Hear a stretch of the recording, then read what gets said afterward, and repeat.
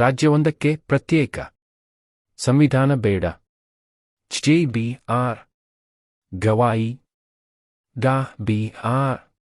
ಅಂಬೇಡ್ಕರ್ ಅವರು ದೇಶದ ಎಲ್ಲರಿಗೂ ಅನ್ವಯವಾಗುವಂಥ ಒಂದೇ ಸಂವಿಧಾನ ಬೇಕು ಎಂದು ಕನಸು ಕಂಡಿದ್ದರೆ ಹೊರತು ರಾಜ್ಯವೊಂದಕ್ಕೆ ಪ್ರತ್ಯೇಕ ಸಂವಿಧಾನ ಇರಬೇಕು ಎನ್ನುವುದರ ಪರವಾಗಿ ಅವರು ಎಂದೂ ಇರಲಿಲ್ಲ ಎಂದು ಸುಪ್ರೀಂ ಕೋರ್ಟ್ ಮುಖ್ಯ ನ್ಯಾಯಮೂರ್ತಿ ಬಿ.ಆರ್.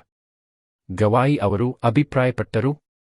ಗವಾಯಿ ಅವರು ನಾಗ್ಪುರದಲ್ಲಿ ನಿರ್ಮಿಸಲಾಗಿರುವ ಸಂವಿಧಾನದ ಪ್ರಸ್ತಾವನೆ ಉದ್ಯಾನವನ್ನು ಉದ್ಘಾಟಿಸಿ ಶನಿವಾರ ಮಾತನಾಡಿದ ಅವರು, ಸಂವಿಧಾನದ 370ನೇ ವಿಧಿಯನ್ನು ಪ್ರಶ್ನಿಸಿ ಸಲ್ಲಿಸಿದ್ದ ಅರ್ಜಿಗಳ ವಿಚಾರಣೆ ನಡೆಯುತ್ತಿದ್ದ ವೇಳೆ ಎಲ್ಲರಿಗೂ ಅನ್ವಯವಾಗುವ ಒಂದೇ ಸಂವಿಧಾನ ಬೇಕು ಎನ್ನುತ್ತಿದ್ದ ಅಂಬೇಡ್ಕರ್ ಅವರ ಮಾತುಗಳನ್ನು ನಾನು ನೆನಪು ಮಾಡಿಕೊಂಡೆ. ನಾವು ದೇಶವನ್ನು ಒಂದಾಗಿಡಬೇಕು ಎಂದಾದರೆ ನಮಗೆ ಒಂದೇ ಸಂವಿಧಾನ ಬೇಕು ಎಂದರು. ಮೈಸೂರು ದಸರಾ. ಈ ಬಾರಿ 11 ದಿನ ದಸರಾ. ವಿಜೃಂಭಣೆ ರಭಸದಲ್ಲಿ ದಸರಾದ ಚಾರಿತ್ರಿಕ ಮಹತ್ವ ಮರೆಯಾಗಬಾರದು.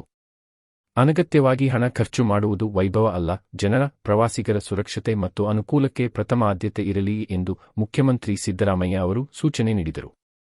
ವಿಧಾನಸೌಧದ ಸಮ್ಮೇಳನ ಸಭಾಂಗಣದಲ್ಲಿ ನಾಡಹಬ್ಬ ಮೈಸೂರು ದಸರಾ ವ್ಯವಕಲನ 2025 ಆಚರಣೆ ಕುರಿತು ಶನಿವಾರ ಅವರು ಉನ್ನತ ಮಟ್ಟದ ಸಮಿತಿ ಸಭೆಯಲ್ಲಿ ಈ ಸೂಚನೆ ನೀಡಿದರು.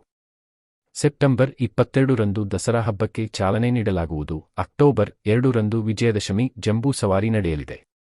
ದಸರಾ ಈ ಬಾರಿ 10 ದಿನಗಳ ಬದಲು 11 ದಿನಗಳ ಕಾಲ ನಡೆಯಲಿದೆ. ದಸರಾಕ್ಕೆ ತನ್ನದೇ ಆದ ಚಾರಿತ್ರಿಕ, ಧಾರ್ಮಿಕ ಮತ್ತು ಸಾಂಸ್ಕೃತಿಕ ಹಿನ್ನೆಲೆಯಿದ್ದು, ಇದಕ್ಕೆ ಪೂರಕವಾಗಿ ದಸರಾ ಆಚರಿಸಲಾಗುವುದು.